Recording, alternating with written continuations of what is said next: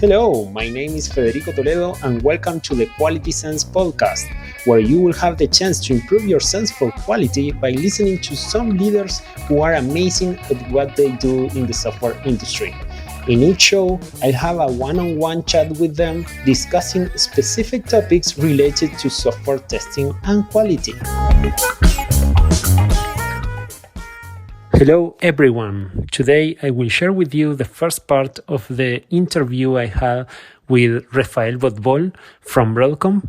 He is in charge of the end-to-end user experience for BlazeMeter. And he has a lot of knowledge related to open source tools, performance testing. I have the pleasure of working with him and collaborating with him in different things for the last 5 years, I think. And, Refael is this type of person that when you get together, you can not stop talking and laughing. So I hope you enjoy the interview as much as I did. Hello, Refael. Thank you so much for participating in this show. How are you today? Great, Federico. Thank you for having me. It's super fun to do that with you. Now we can share what we are doing in the last couple of years together. Yeah, that's true. And there is something that I really missed with this situation, this lockdown situation because of the COVID-19, which is visiting you in your office and having the opportunity to try one of the coffees that you prepare, the cappuccinos with this beautiful latte art that you master. Yeah, in BlazeMeter we have a tradition that first you're some kind of a UPS delivery because we have multiple sites. So every time you visit a site, you need to bring something, to Israel or to Russia or somewhere in Europe. Then you become a barista because you need to know how to make good coffee. Otherwise, you won't have good code. And only then you become a developer, a performance engineer. That's where we can trust you if you know how to do great coffee. Well, I'm far away from that, Hey, you can join our training. That's fine. Oh, maybe cool. Not today. I will. The main topic I would like to address today with you is related to how to optimize costs in software testing, particularly in performance testing, because I know that you have a great background having working for a startup which was acquired for a corporation which was acquired for a bigger corporation. So I understand that in your experience you have been working with in different contexts with different companies in different situations. So probably from that I guess you have a lot of things to share about that, which I believe that is a topic very relevant for nowadays that with this situation. So what's your view on the topic? What do you think about that? The one thing I learned with BlazeMeter is that the industry always surprises me. When we started in BlazeMeter, I thought only the big companies, the Fortune 100, needs those high scales, and I discovered that it's actually the opposite. Or let's say you would be surprised how a startup can challenge your product in a way that no one challenged it before. And it's fun. It's actually very exciting to everyone to get that challenge of you need to drive network. The KPI is network. So how would you do that? With regards to performance, I had to be more efficient with that. I think the first and foremost is basically having that embedded into your software development lifecycle. We always, we coined the continuous testing and shift left, shift right, but people didn't really understood that by reusing the tests, that the assets of performance tests that you worked so hard to create, you can help your developers, QA, even operation guys do experiments and get faster results. And I'm saying experiment because if you think about it, every time you write code, you're doing an experiment, right? It's like art. You're trying something, but in different arts, you can really easily change and undo in the drafts and many drafts. You're trying something and you want to get quick results to know if what you did makes sense, not, does it perform, does you have issues. And we see more and more organizations, and I'm happy to say that also startups are taking that like from day one, which is great to see because it will bubble up, and implementing tests, performance tests, all the way, even in like the integration environment, even on your laptop, well, it's not going to be the full blown, but the idea is that if you take those assets and you run them, then you are able to create first a baseline, second, a validation that the business flow is still working because, hey, it worked for me before my code change and after my code change, or I upgraded my database and I want to make sure that I get the same kind of trend. And it's a good, something that you check your pulse and say, it makes sense. And then the feedback is faster. So I think that's one of the things that really help organizations push and be more effective, because you find issues faster. And we all know that if you deployed it and it's already now in staging, and that's the first time you do a performance test, and you find a functional issue, you're going to waste a lot of time on that. One is the time the performance engineers will assume it's not a functional issue, and they will try to figure out what happened there. Second, when they will figure out it's a functional issue, then it will take time to them to convey all the knowledge to the developers, and then the developers will start working on that.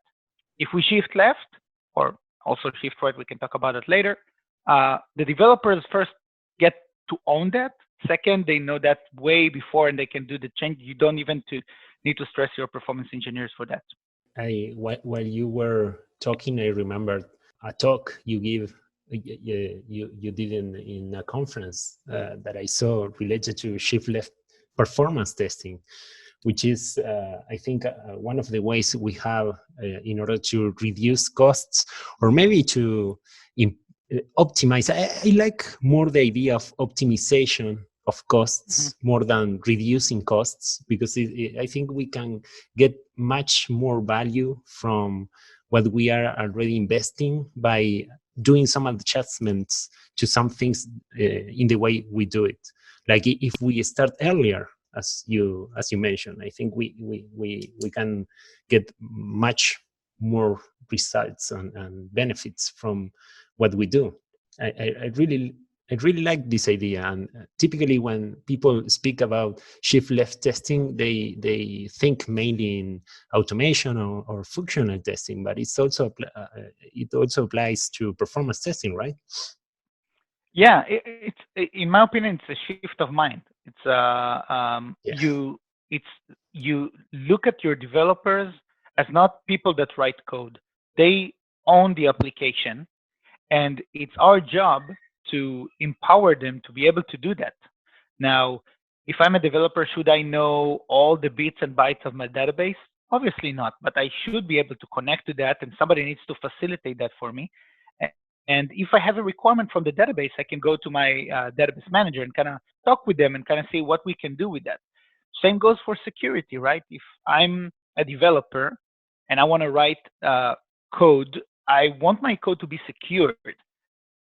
Like, I'll do my best to know the best practices, make sure that my NPM packages are checked with something like Snyk, or make sure that I'm following best practice. I will become knowledge about SQL injection, and will implement something because I want my code to be secured. However, the organization will not expect me to go and do the penetration testing, right? It's a different mindset and different skill. So same goes for everything that goes with quality. Like the end goal is quality. Testing is one way to do that, and it's not the only way, but it's something that will, you talked about saving reducing cost versus getting more. I think it's just a return of investment question, right? Mm-hmm. Just like in soccer, if you have the best defending team without the attacking part of it, then you're not going to win. If you have just attacking but you don't have defense, you're not going to win as well. So it's a kind of a balance that you need to get in order to get the most for your investment. True, that's true. I really like the analogy with one of the most popular sports in Latin America, and Yeah, you guys have Suarez, so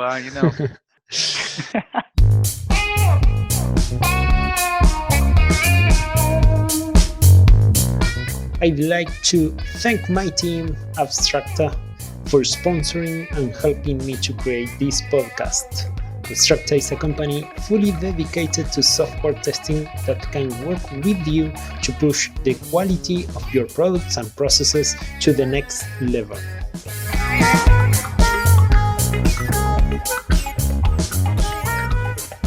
Okay, well, there is also some things that typically happens, thinking more in the right part of the process. If we start shifting right our mind, something that I see typically is that when you find problems in production, you just put more hardware.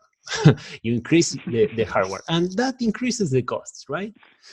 So probably there are a lot of things in order to that we can do there in the right side of the process in order to optimize. Also, what's your view or your insights about that?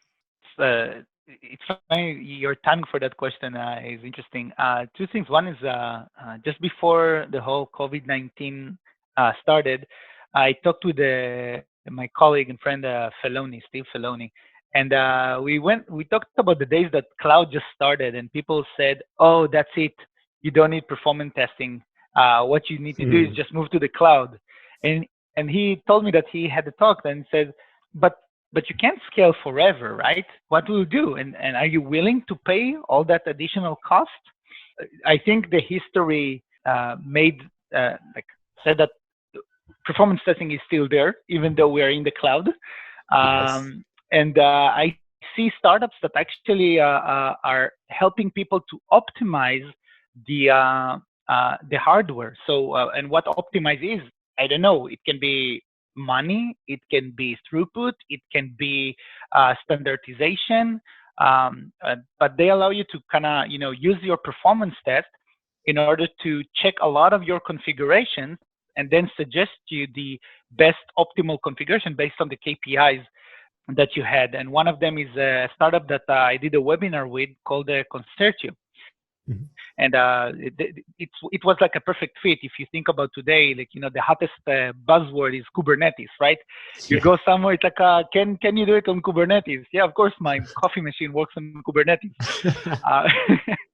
But it's a challenge because Kubernetes solves a lot of problems, that's for sure. But it also creates a lot of problems, new problems, because now, yeah, you can scale, but you need to go and start standardize things, and you need to make the application able to do that, and how you know which configuration to do based on the application.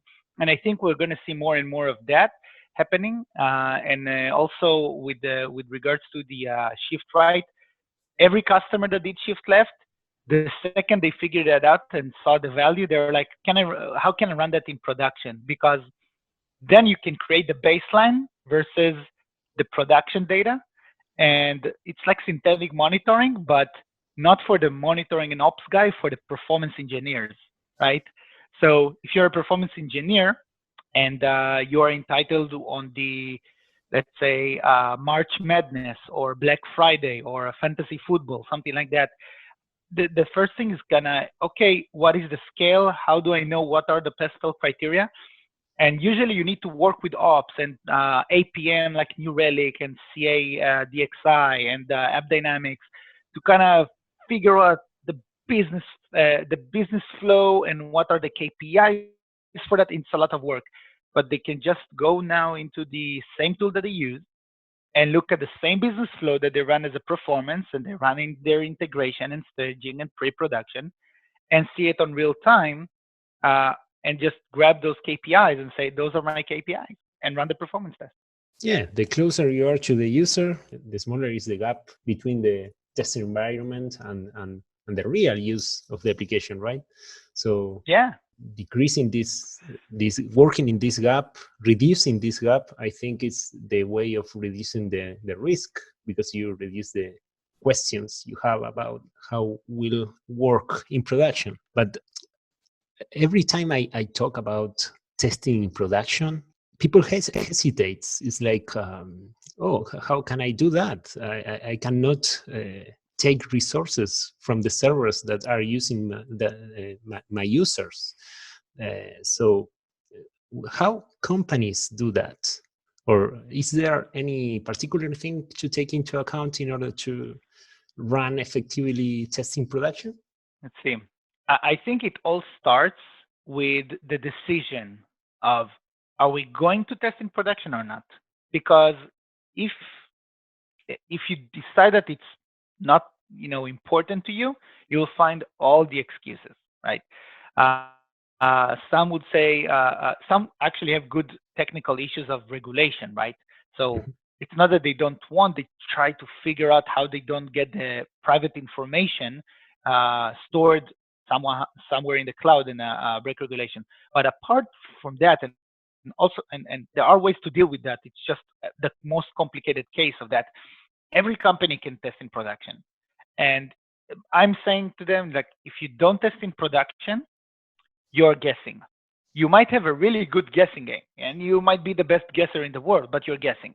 Why? Because even if your environment is 100%, if you didn't test your actual production or what is about to be production, you could fall just because of a configuration issue, or just because somebody forgot to switch a flag somewhere, or the code was a bit different, and those kind of things.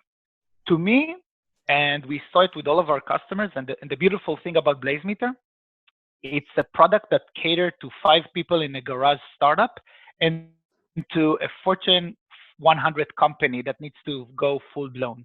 So we see all the market and all the needs there, and all the companies that we work with, most of them, let's say, most of them are doing it in production, because today you have technologies that allow you to do blue-green, for example. So you can do that. People are already embedding maintenance windows into their SLAs.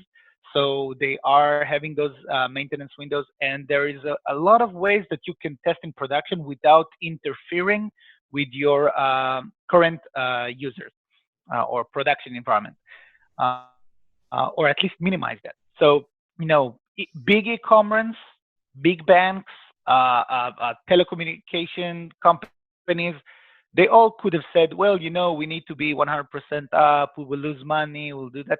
And they all test in production. So, and they don't get, charged by their customers on the SLA and those kind of things.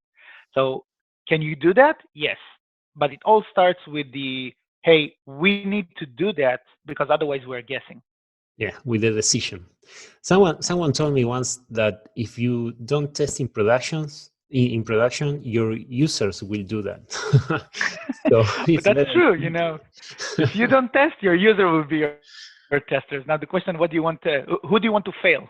Yes, exactly. Who you want to file the bugs for you? Yeah. Okay. But it's true that, for example, all of us know about the Canary testing, which allows us to get, and I think Canary testing is great, but it's not a replacement for a performance test. There are a lot of things that we used to do only via performance, and now we can do with Canary testing. It also requires the organization to be mature. But I remember on one of our QBRs, we invited one of the top performance engineers in Netflix. One of the advantages in being in the Bay Area. Yeah. And it was, somebody in the crowd asked him, so you guys don't do performance testing because you do Canary so well? And he said no. He basically said no. There are some things that now we can do better with Canary and mitigate the risk. But we do performance, and there are some things you cannot do with Canary. So, for example, if you have 3 servers for your microservice, you cannot really do Canary testing. If you have 100 or 500 users, it's really tough to do Canary. To do Canary, you need to have thousands and thousands of users. so you'll be able to do something which is give you the impact that you want, but not impact your users. I divided this interview into different parts, so if you want to continue listening to the rest of the interview, don't miss the next episode.